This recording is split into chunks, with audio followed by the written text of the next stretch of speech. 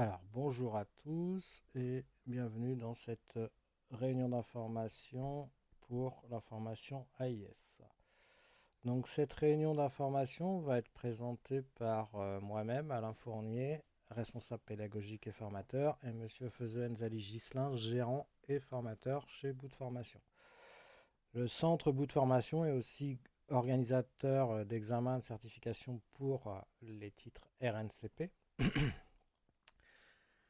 Qui sommes-nous? Nous sommes un centre de formation qui existe depuis 2018. Avant la création du centre, nous avons travaillé en entreprise et nous collaborions avec d'autres centres de formation. Fort de ces expériences, on a voulu avoir un cursus de formation plus adapté aux besoins actuels du marché et des demandeurs de formation. Notre spécialité est la formation informatique. Bien sûr, nous avons aussi tout un grand catalogue.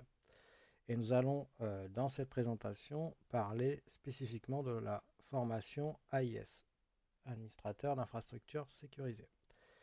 Pourquoi cette présentation? C'est pour vous présenter tout notre cursus pédagogique, comment on met en place nos formations, qu'est-ce qui intervient dans nos formations, le planning, comment va se dérouler la formation, les supports de cours, l'examen, etc. Notre équipe. Alors notre équipe, elle est composée de moi-même, Alain Fournier, responsable pédagogique et formateur. Nous avons toute une équipe de formateurs en plus. Et nous avons Monsieur Ghislain Enzali, gérant et formateur. Donc Ghislain, je te laisse la parole si tu es disponible.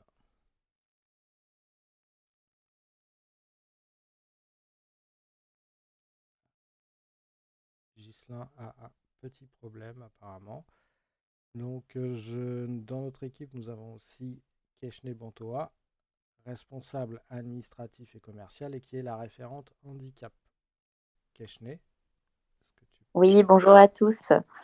Oui, donc moi c'est Madame Pantoa Keshni. Donc pour certains, on s'est déjà eu au téléphone pour analyser un petit peu votre projet de formation.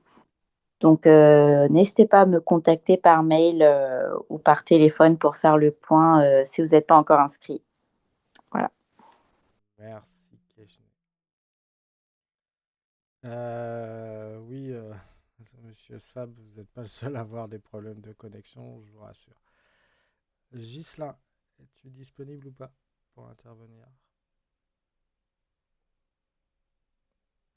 Apparemment non. Bon, c'est pas grave, je vais continuer la présentation, hein.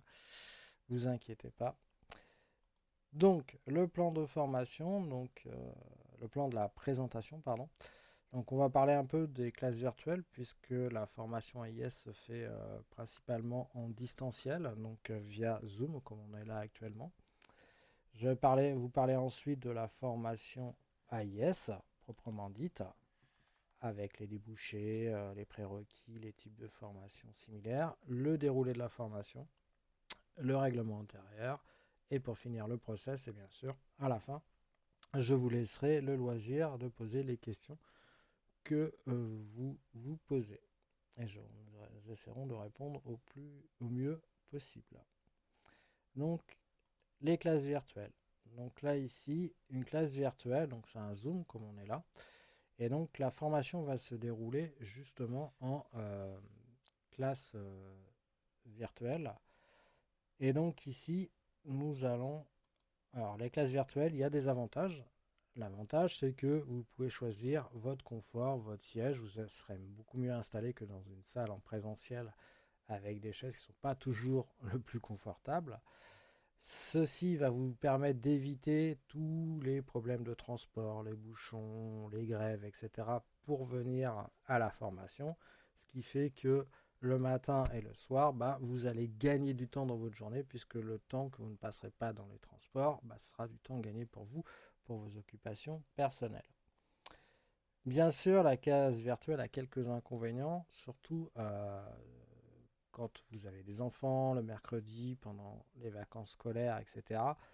Les bruits environnants peuvent vous déranger et faire une perte de concentration. Donc il faut vraiment rester concentré comme si vous étiez vraiment dans une classe ou au travail. C'est exactement pareil.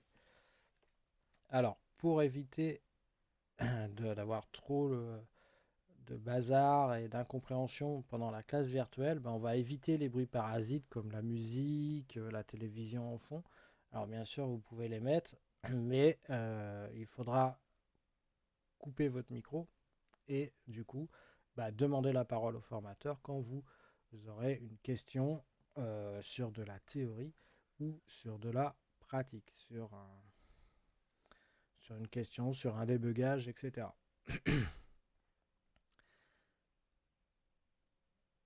Donc les moyens pédagogiques, vu qu'on va être en classe virtuelle, on va utiliser Zoom hein, qui va nous permettre de partager des écrans pour les débugages.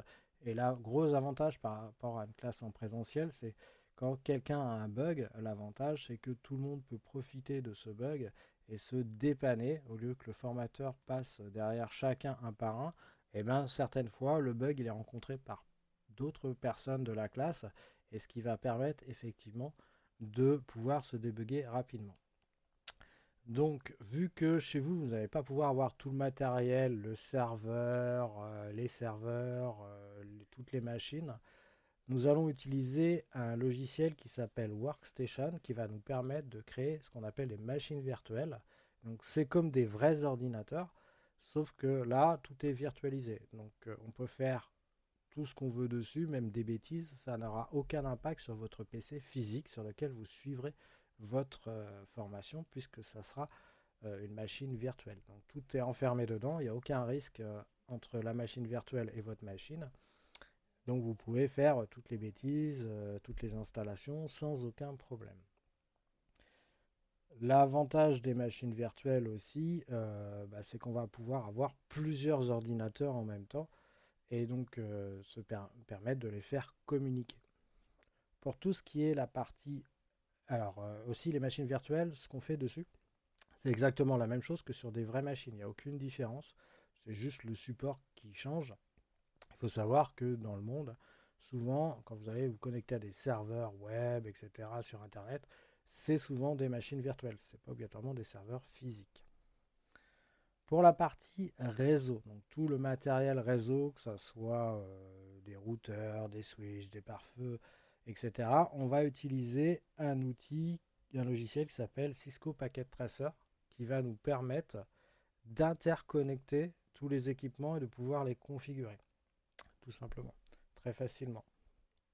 Et de faire toute la protection qui est nécessaire en sécurité, puisque AIS, ça veut dire administrateur d'infrastructures sécurisées.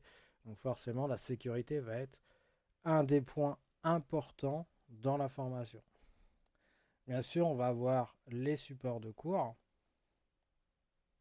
Les supports de cours, donc les supports de cours, vous allez avoir dans le support de cours un exemple. Alors je vais vous montrer un exemple. Hop.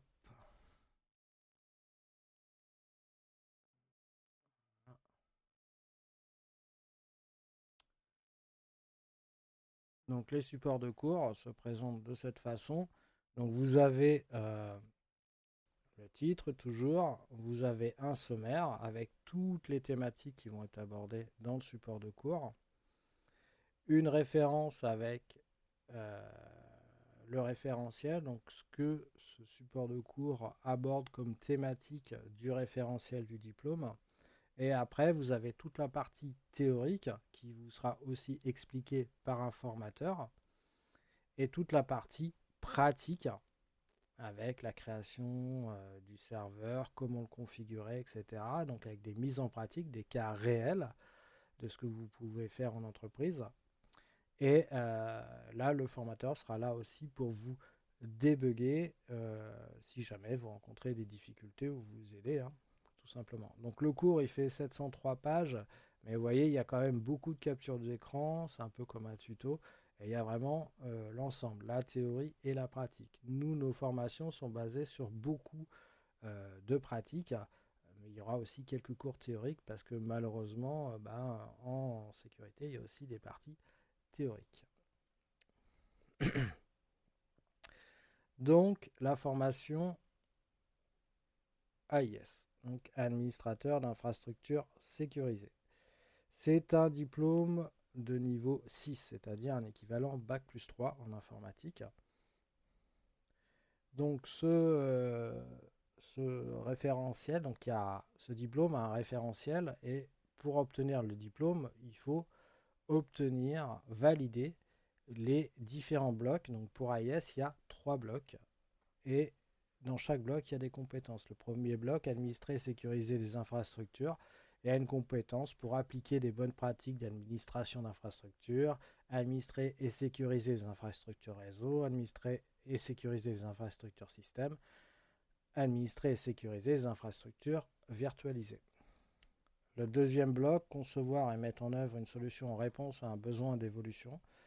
Eh bien, vous allez être formé et vous, à la fin de la formation, être capable de concevoir une solution technique répondant à des besoins d'évolution de l'infrastructure, mettre en production des évolutions, mettre en œuvre et optimiser la supervision des infrastructures. Et le dernier bloc qui est très très axé sécurité, qui est participer à la gestion de la cybersécurité. Donc vous allez participer à la mesure et à l'analyse du niveau de sécurité de l'infrastructure, participer à l'élaboration et à la mise en œuvre de la politique de sécurité de l'entreprise et participer à la détection et au traitement des incidents de sécurité. Vous voyez, c'est une formation qui est quand même très très axée sur la sécurité. Donc nous, au bout de formation, on a pris ce référentiel et on a découpé chaque bloc en différents supports de cours avec des termes à aborder. Donc là, dans chaque bloc, on a déterminé, ok, la première compétence, vous voyez, il y a 4 supports de cours différents qui vont aborder la première compétence. Et on a fait ça pour tout le référentiel. Donc les débouchés salaires de l'administrateur d'infrastructures sécurisées. Donc là, ici, les secteurs, vous allez pouvoir travailler dans des ESN, donc des entreprises de services du numérique, des directions des services d'information, des PME, des PMI, des TPE, des grandes entreprises, des collectivités territoriales ou des services publics. Donc le métier, vous allez le voir sur les différentes offres d'emploi, qui peut être administrateur système et réseau et sécurité, quelquefois, administrateur système, administrateur réseau ou réseau et sécurité, administrateur d'infrastructure et cloud, administrateur cybersécurité ou responsable infrastructure, système et réseau. Il y a plein d'autres intitulés. Nos métiers de l'informatique sont assez méconnus des ressources humaines, donc souvent les intitulés ne sont pas obligatoirement les bons, et c'est pour ça qu'on a autant d'intitulés de postes possibles. Donc la tranche de salaire, on est entre 2500 et 4000 euros brut mensuel en moyenne. Alors pourquoi cette fourchette? Parce que ça va dépendre de votre bassin d'emploi. Il y a des régions où il y a un peu plus de besoins et donc ils payent un peu plus cher. Et puis ça va dépendre aussi de vos années d'expérience entre un junior et un senior. Alors quand on parle de junior, on parle de débutant en informatique. Hein. C'est pas obligatoirement, on peut être junior à 45 ans. C'est pas l'âge qui détermine, c'est l'expérience qui détermine si on est un junior ou un senior. Donc, nos formations, on est à 92% de réussite sur nos formations. Les personnes qui suivent nos formations trouvent, il y a 50% qui trouvent un emploi au bout d'un mois après la formation, une fois leur diplôme en poche. Il y en a qui sont déjà en entreprise et généralement, en 3 mois maximum, on trouve un poste. Puisque c'est un métier qui est assez demandé. Il se trouve dans tous les secteurs, dans le système bancaire, communication, automobile, ingénierie, les services publics, la sécurité, l'immobilier, les hôpitaux, le commerce de détail, les entreprises de services. Et 100% des candidats qui ont passé la formation et qui sont en poste sont très satisfaits de leur poste. Le type de profil. Donc là, on est sur en informatique, donc il va falloir, vu que vous êtes administrateur, vous allez gérer une équipe, donc il faut être autonome, puisqu'il faut être capable de se débrouiller assez facilement tout seul et d'aider les autres. Curieux et astucieux, avoir le sens de la discrétion, donc c'est très lié à la sécurité, puisque votre entreprise va avoir des données sensibles et des données personnelles. Donc il va falloir vous les protéger et avoir ce sens de la discrétion. Forcément, on ne va pas communiquer nos codes d'accès sur des réseaux sociaux, etc. Les prérequis pour faire la formation AIS. Donc, avoir une utilisation courante d'un ordinateur et d'Internet, une bonne culture générale, être très motivé parce qu'on a une formation qui est un petit peu atypique. On a 2 mois de formation, 3 mois de stage et après l'examen. Donc, votre examen se fait en 5 mois. Donc, c'est pour ça, c'est assez intense. C'est pas un bootcamp non plus, mais il faut quand même être motivé. Avoir des notions d'informatique, bien sûr. Et comme vous passez un niveau Bac plus 3, il vous faut absolument être titulaire d'un diplôme de niveau Bac plus 2. Pas obligatoirement en informatique, c'est mieux en informatique parce que si comme ça vous allez avoir déjà de bonnes bases, mais il vous faut absolument un niveau Bac plus 2, sinon vous ne pourrez pas passer le diplôme. Puisque pour avoir passé un diplôme Bac plus 3, donc niveau 6, il faut avoir obligatoirement un diplôme de niveau Bac plus 2 ou niveau 5. Donc il faut avoir conscience de la nécessité de la sécurité dans les informations numériques. Il va falloir avoir un ordinateur chez vous et un ordinateur qui soit pour Intel, un processeur Intel i5 8e ou 9e génération minimum. Après, tout ce qui est supérieur est possible. Avoir entre 16 en moyenne, idéalement 32 Go de RAM. En dessous, ça va être un petit peu compliqué parce qu'on a beaucoup de machines virtuelles à créer. Et il vous faut à peu près en stockage 1 Tera. Donc on peut utiliser un disque dur externe s'il y a besoin pour stocker les machines virtuelles. Si vous n'avez pas ce stockage, le problème c'est que vous allez être obligé de supprimer les machines et ce qui pourrait être gênant sur vos révisions pratiques, etc. Et bien sûr, une connexion Internet haut débit. Donc maintenant, quasiment tout le monde est à la fibre, mais en tout cas, il vous faut une connexion Internet stable et avec du haut débit, parce qu'il va falloir télécharger des choses et il va falloir qu'on communique à travers l'outil Zoom. Et idéalement, une pièce pour s'isoler, pour pouvoir travailler tranquillement, pour ne pas être perturbé par tous les bruits alentours de chez vous, ou de la pièce en tout cas où vous travaillerez, du lieu où vous allez faire la formation. Donc le temps de formation, ça se déroule en 2 mois. Donc là ici, la prochaine session commence le 1er juillet. Et vous allez avoir 2 mois de formation, donc juillet et août. Donc une semaine pour le temps de formation par semaine, on fait 35 heures par semaine, du lundi au vendredi, de 9h à 17h, avec bien sûr une pause déjeuner au milieu. Et vous serez pendant ces 35 heures accompagné d'un formateur qui va être là pour vous faire toute la partie théorique et vous aider sur vos pratiques, pour tous vos bugs et pour répondre à toutes vos questions. Passé ces 2 mois de stage, vous allez être septembre, octobre et novembre en entreprise en stage. Le stage est obligatoire pour passer l'examen. Vous devez absolument faire 350 heures en entreprise. Et donc, il va falloir du coup trouver un stage ou des stages, il peut y en avoir plusieurs, pour faire ces 350 heures. Si vous n'avez pas ce stage, vous ne pourrez pas passer l'examen. C'est une condition obligatoire pour pouvoir passer l'examen. Donc, il vous faudra chercher une entreprise. Bien sûr, dans la formation, il y aura une petite partie de techniques de recherche d'emploi avec pour refaire éventuellement les CV, les lettres de motivation, etc. Passer ces 3 mois, alors pendant ces 3 mois aussi, vous allez devoir préparer un projet. Et dans ce projet, vous allez le préparer pour l'examen. Et il y aura aussi un dossier professionnel à faire. Arrivé au mois de décembre, il y aura une petite semaine de révision sur lequel vous allez présenter à un formateur un petit peu, faire comme dans les conditions d'examen, présenter votre projet. Et après, il y a l'examen en lui-même. Alors l'examen en lui-même, il y a marqué une semaine en décembre, mais c'est beaucoup moins que ça. Je vais vous expliquer après comment va se dérouler l'examen et la durée de l'examen. Donc bien sûr, il est possible de faire cette formation en e-learning. Donc là, si vous voulez faire absolument du e-learning, donc ça, c'est-à-dire des personnes qui travaillent en journée, qui ne peuvent pas être là de 9h à 17h, c'est possible. Par contre, vous n'aurez pas obligatoirement un formateur pendant ces horaires-là, puisque voilà, vous allez être présent peut-être de 18h à minuit, sauf que nos formateurs ne peuvent pas faire des journées de 9h à minuit tous les jours. Ce n'est pas possible.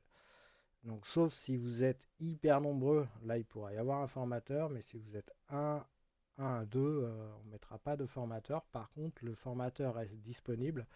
Vous pouvez éventuellement fixer un rendez-vous avec lui pour pouvoir expliquer vos bugs ou vos incompréhensions, poser vos questions, ou autrement par mail. Vous pouvez le contacter par mail afin de lui poser les questions ou les bugs et lui, il vous répondra. Le déroulé de l'examen. Alors, pour la semaine en décembre, effectivement, vous allez avoir l'examen. Il y a un questionnaire professionnel, ça dure que 30 minutes. Donc là, il va s'agir d'une documentation qui va être écrite en anglais et vous allez étudier cette documentation et répondre à 4 questions. Il y a 2 questions en français, 2 questions en anglais. Donc voilà, ça dure qu'une demi-heure. Donc vous serez devant un ordinateur, il y aura le sujet et vous répondrez sur un document Word. Ensuite, vous allez passer devant un jury qui va être composé de 2 jurés qui sont des professionnels. Ce pas des professeurs, c'est pas des formateurs, c'est des professionnels, c'est des personnes qui travaillent et qui ont à minima ce diplôme. Le plus souvent, ils sont ingénieurs. Et donc, comme je vous disais, pendant votre stage, vous allez faire un projet. Vous allez devoir rédiger un projet et faire un PowerPoint de présentation. Devant le jury, avec le PowerPoint, vous allez présenter ce PowerPoint pendant 40 minutes. Le jury ne pourra pas vous poser de questions pendant ces 40 minutes. Vous avez 40 minutes et pas une minute de plus. C'est 40 minutes maximum pour présenter votre projet. Votre ou vos projets, parce qu'il peut être composé de plusieurs projets. Mais en tout cas, il n'y a qu'un seul PowerPoint. Ensuite, passé ces 40 minutes de présentation, le jury va vous questionner sur votre projet, donc sur votre présentation et sur le dossier de projet que vous aurez rédigé. C'est-à-dire tout ce qu'il y a dans votre présentation, vous allez faire un document, un projet, et vous allez expliquer les étapes, les contextes, les prérequis, les conclusions, ce qui s'est passé, comment vous avez développé, comment vous avez sécurisé, toute cette partie-là. Et donc, le but est de s'assurer pour le jury que vous maîtrisez les compétences que vous avez sur le projet ou les projets. Il peut y avoir aussi sur votre dossier professionnel, c'est un petit peu rapport de stage, où il peut poser des questions. Et ensuite, l'examen se fait pendant 20 minutes. Il y a un entretien final pendant 20 minutes où là, le jury va vous poser des questions sur votre connaissance, la représentation du métier, ce que vous avez fait, ce que vous comptez faire après, etc. Donc, vous voyez, l'examen en tout, c'est une demi-heure d'écrit et 2 heures devant un jury. Donc c'est pour ça qu'on a prévu une semaine, parce que suivant le nombre de candidats, le jury ne peut pas prendre plus de 3 candidats par jour. Voilà, c'est la règle, on ne peut pas faire plus de 3 candidats par jour. Donc pour certaines personnes, tout sera fait en une journée. Il y aura peut-être 30 minutes le lundi matin et vous passez juste après ou dans l'après-midi. Il y a d'autres personnes, devant le jury, ça sera peut-être le lendemain ou le surlendemain, tout va dépendre du nombre de candidats. Voilà. Ce jury, à la fin, va évaluer, donc va décider. Donc, ce n'est pas un système de notes, c'est vraiment leur appréciation. Ils vont remplir ce qu'on appelle un procès-verbal et ils vont cocher une case, soit réussite. Donc là, c'est que vous avez validé les 3 blocs et du coup, vous avez votre diplôme. Soit il va vous valider 1 ou 2 modules. Donc là, c'est une réussite partielle. Et dans le cas de cette réussite partielle, il va motiver aussi pourquoi il n'a pas validé le dernier bloc ou les derniers blocs. Et là, vous aurez 5 ans, donc ils seront validés pour vous, mais vous aurez 5 ans pour pouvoir passer les blocs manquants pour avoir votre diplôme. Sinon, vous n'aurez qu'un niveau Bac plus 3. Et s'il y a 0 bloc, il faudra repasser l'intégralité. Une fois l'examen passé, on vous remettra une attestation de fin de formation pour justifier que vous avez bien fait votre formation. Et si vous avez votre diplôme, vous recevrez du ministère du Travail un diplôme à titre professionnel d'administrateur d'infrastructures sécurisées par courrier simple. Alors, ce document est bleu parce qu'il est délivré par le ministère du Travail. Ils sont jaunes quand ils sont délivrés par l'Éducation nationale. Mais ils ont absolument la même reconnaissance sur le marché du travail. Bien sûr, tout au long de la formation, il y a un règlement intérieur à suivre. Donc tout mauvais comportement ou comportement déplacé, avec la direction de bout de formation, vous convoquera pour explication. Et dans des cas extrêmes, on peut vous radier de la formation si vous avez des propos qui sont vraiment injurieux ou vraiment déplacés. Bien sûr, pas de musique pendant la classe, en tout cas pas quand vous parlez. Et il ne faut pas non plus déranger les autres par votre musique, parce que votre musique, c'est la vôtre, c'est pas obligatoirement celle qui plaira à tout le monde. Pardon. Donc, bien sûr, vous allez être en distanciel, donc en classe virtuelle. Vous allez utiliser Zoom. Donc, comme je vous ai dit, vous n'allez pas avoir de retard, vous n'allez pas avoir de problème de transport. Vous pouvez avoir que des problèmes éventuellement de connexion. Donc, bien sûr, tout retard en classe devra être justifié ou même toute absence devra être justifiée. Pourquoi? Parce qu'il va falloir... vous êtes en formation, c'est pas à la carte, c'est comme si vous étiez en entreprise. Donc il faut vraiment avoir une démarche professionnelle. On vient en formation pour se former, obtenir un diplôme. La formation, c'est 50-50. C'est pas le formateur qui va tout faire, c'est à vous aussi de travailler. C'est vous qui passez votre diplôme. On est vraiment à travailler ensemble. Il faut être absolument à l'écoute, parce que si vous n'écoutez pas, forcément, vous n'allez pas obligatoirement bien comprendre. Et surtout, chose très importante, n'hésitez pas à poser des questions si vous n'avez pas compris. Vous ne passerez jamais pour un idiot ou une idiote.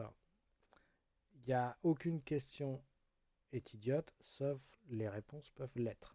Mais en tout cas, il n'y a jamais de mauvaises questions et ne dites jamais que vous avez compris si ce n'est pas le cas. Il faut vraiment que vous compreniez, puisqu'après, vous allez devoir ces choses-là les restituer en premier lieu devant le jury pour l'examen et en entreprise. Donc il va falloir savoir de quoi vous parlez aussi.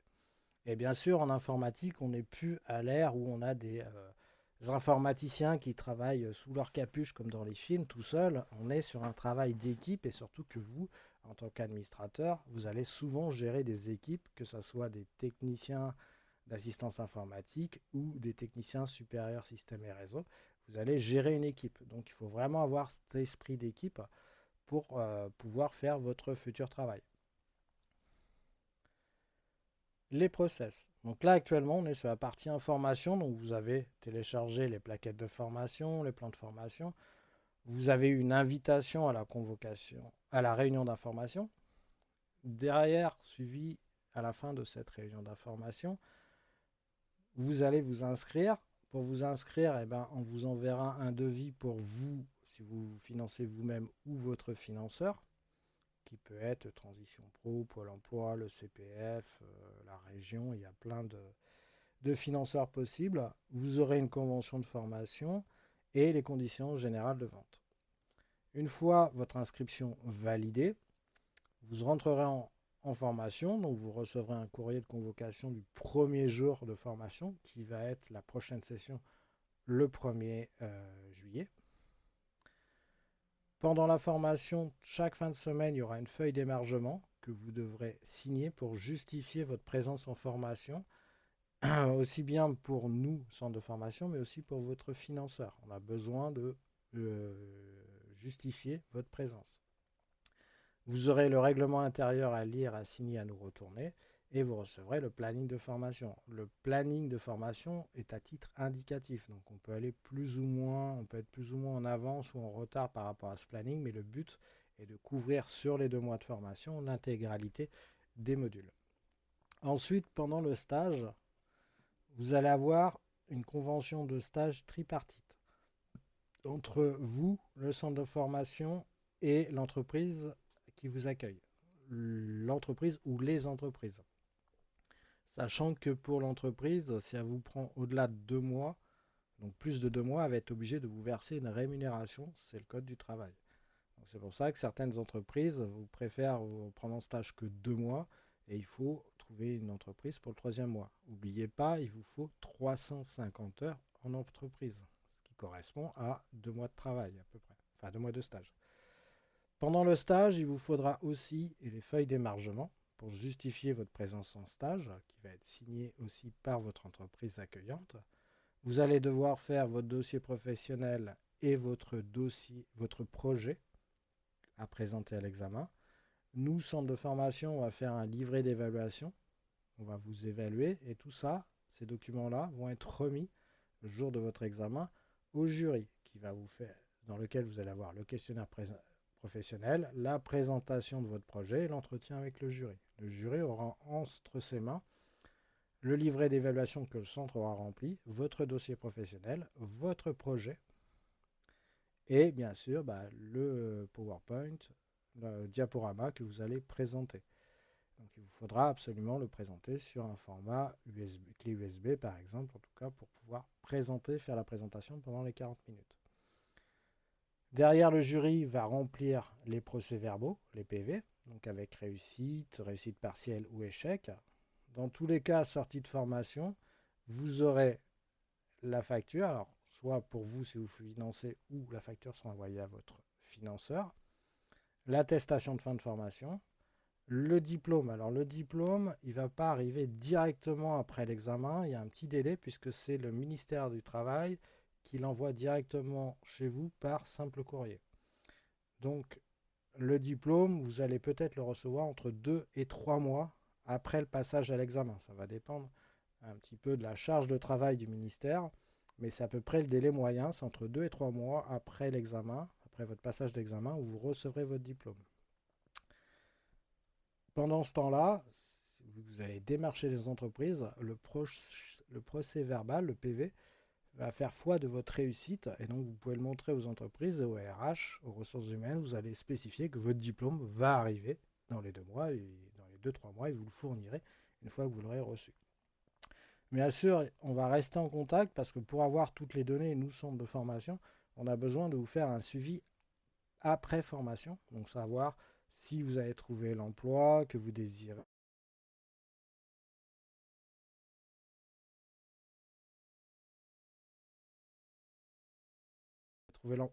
Alors, si vous avez trouvé l'emploi désiré, depuis combien de temps? Est-ce que vous êtes dans tel emploi? Quel secteur? Voilà, on a besoin de toutes ces informations-là, nous, en centre de formation. Et voilà, nous sommes arrivés à la fin de la présentation. Donc, je vais poser la question à Keshne. Est-ce que tu as quelque chose à rajouter? Est-ce que j'ai oublié quelque chose? Non, c'était très clair. Après, comme j'avais mentionné pour les candidats qui ne sont pas encore inscrits pour la session de début juillet, qui n'hésitent pas à revenir vers moi, soit par mail ou par téléphone, pour faire le point ensemble si besoin. D'accord. Merci Keshne. Ghislain, es-tu parmi nous? Est-ce que tu peux intervenir ou pas? Je vois qu'il est toujours très occupé. Malheureusement, il ne peut pas intervenir, pas pour le moment. Donc maintenant, je vais répondre à vos questions, si vous en avez. C'est à vous. Je vous laisse la parole. Donc essayez de lever la main ou en tout cas un par un. Vous avez le chat, vous avez à l'oral. C'est comme vous voulez. À vous de poser des questions si vous en avez.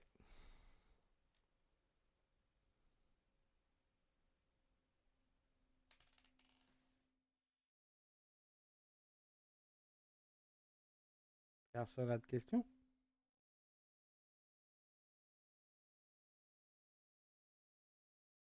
Vous m'entendez ou pas? J'ai un doute. Keshne m'a entendu, donc j'imagine que vous aussi. Est-ce que vous avez des questions?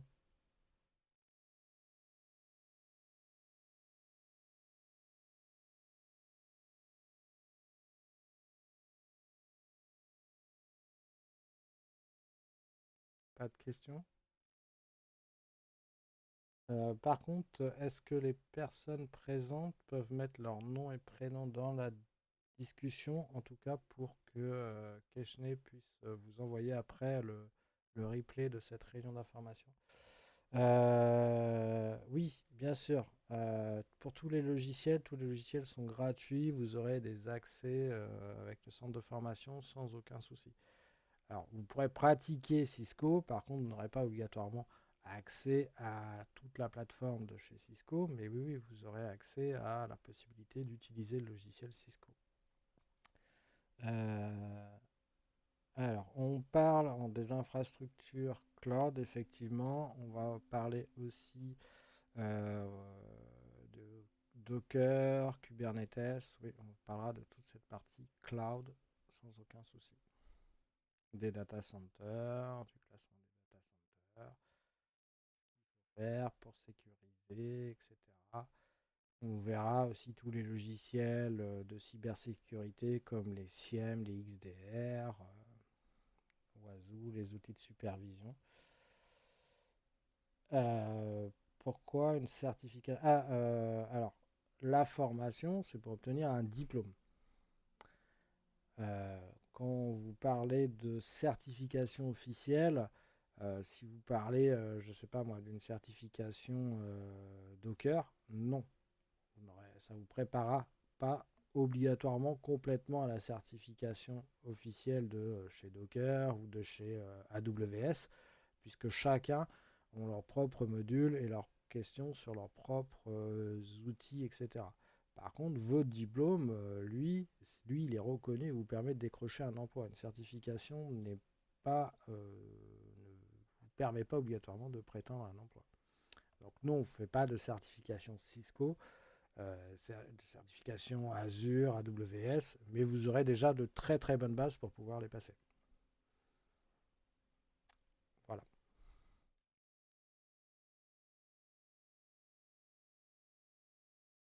Et le but est d'obtenir un diplôme. La certification, c'est optionnel en entreprise et des fois, c'est pas toujours demandé. Des fois, c'est même. Ça peut être certains cas même un frein à l'emploi parce que pour des prétentions salariales, l'entreprise peut dire ah, lui, il a trop de certifications, donc il va nous demander un salaire trop élevé. Voilà. Après, c'est pareil, une certification, c'est pas à vie. Votre diplôme, vous l'avez à vie.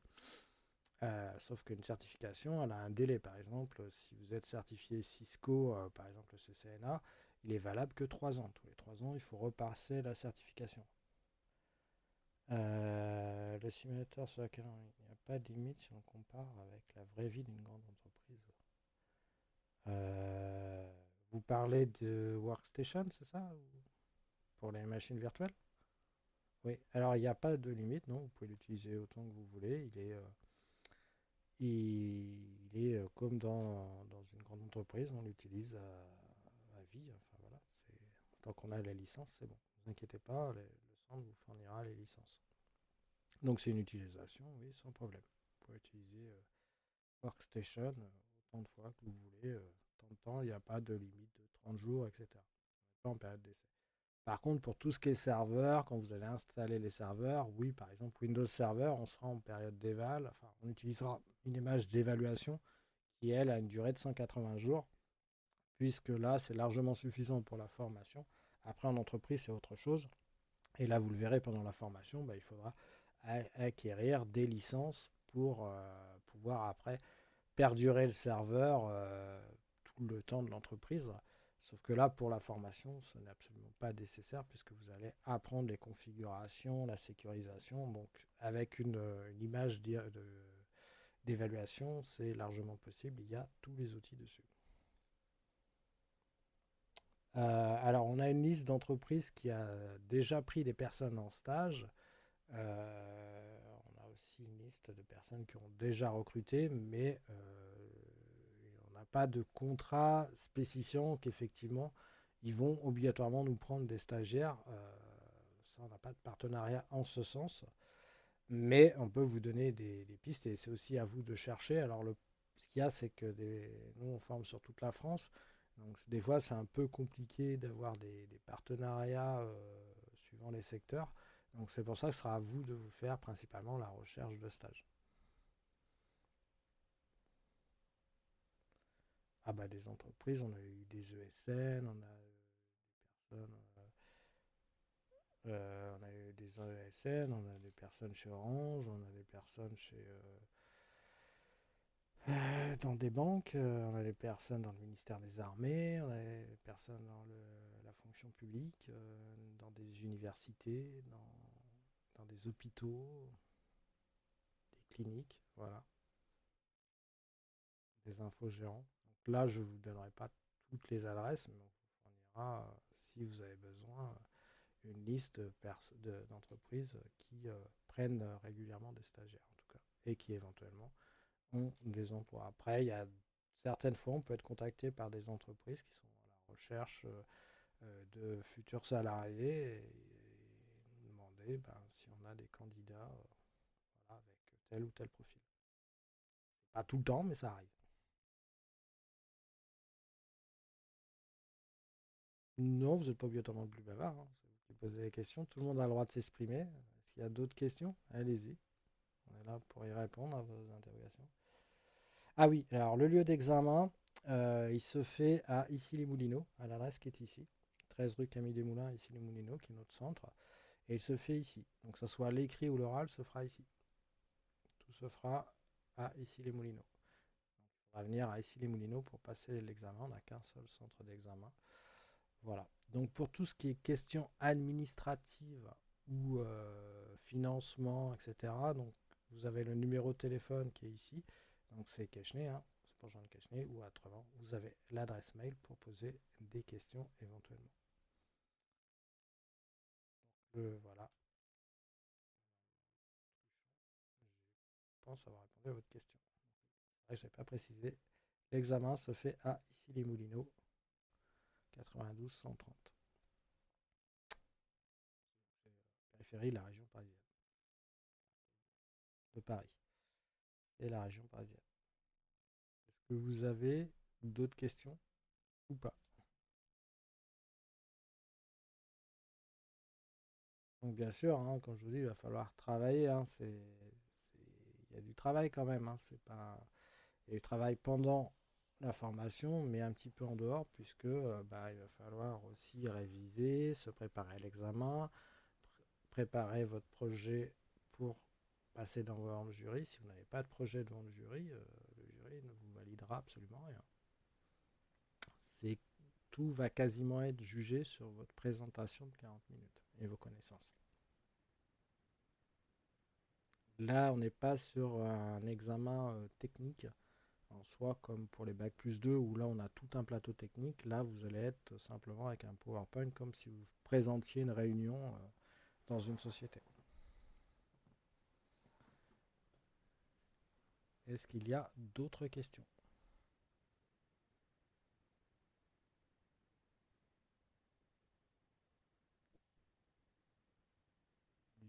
Ghislain, es-tu parmi nous ou pas?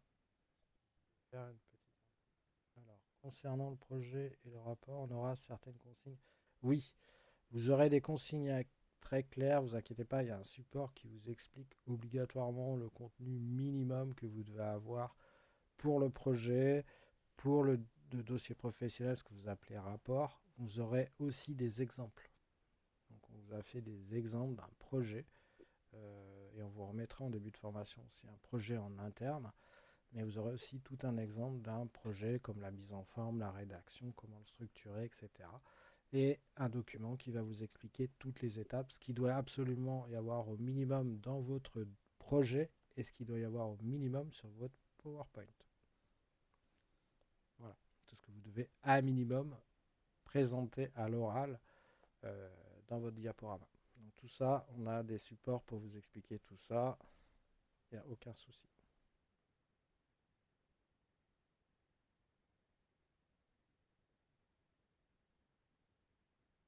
D'ailleurs, ce sera les premiers supports.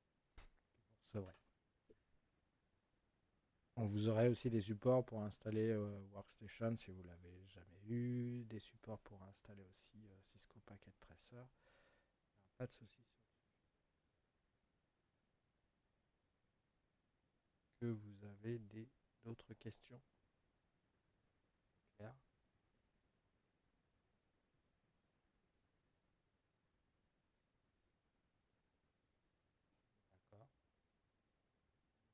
Ahmed a répondu que c'était clair. Truchon pour elle, plus de questions. Monsieur Sab, pas d'autres questions. Monsieur Nicolas qui est arrivé un peu en retard, vous inquiétez pas, il y aura un replay, on enverra le lien avec le replay de la réunion d'information. Puisque vous avez arrivé un petit peu tard, donc vous inquiétez pas, on vous enverra tout ça. Alors j'aimerais juste que vous puissiez mettre vos noms et prénoms pour que Keshne puisse justement envoyer le lien des replays pour vous envoyer ça. Donc est-ce que dans la discussion vous pouvez mettre votre nom et prénom s'il vous plaît?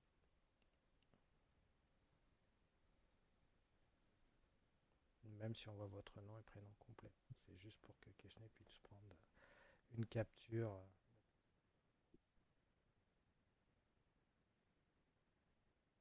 Et Ahmed. Voilà, bah, si vous n'avez pas d'autres questions, Ghislain, tu peux toujours pas intervenir, j'imagine.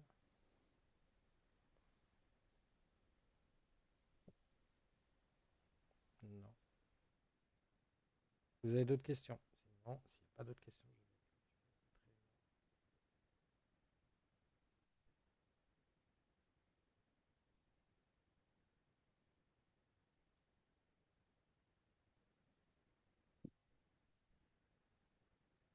Plus de questions. Bon, bah, je vais à tous vous souhaiter, je vous remercie en tout cas d'être venus à cette réunion d'information. Alors là, on a été peu nombreux, hein, il y avait un peu plus de personnes, mais de par le créneau horaire, on a eu un peu de, voilà, il y a eu malheureusement peu de personnes qui ont pu venir. Donc, bah, je vous remercie en tout cas d'être venus à cette réunion d'information. J'espère que vous allez vous inscrire à la prochaine formation qui commence le 1er juillet. Si jamais bah, vous ne pouvez pas vous inscrire, on a une autre session qui s'ouvre de toute façon en septembre. Aussi une autre formation ES en septembre. Donc voilà, bah sur ce, je vous remercie à tous et je vous souhaite une bonne fin de journée et un bon week-end en espérant vous voir au mois de juillet. Merci Alain. Mais de rien.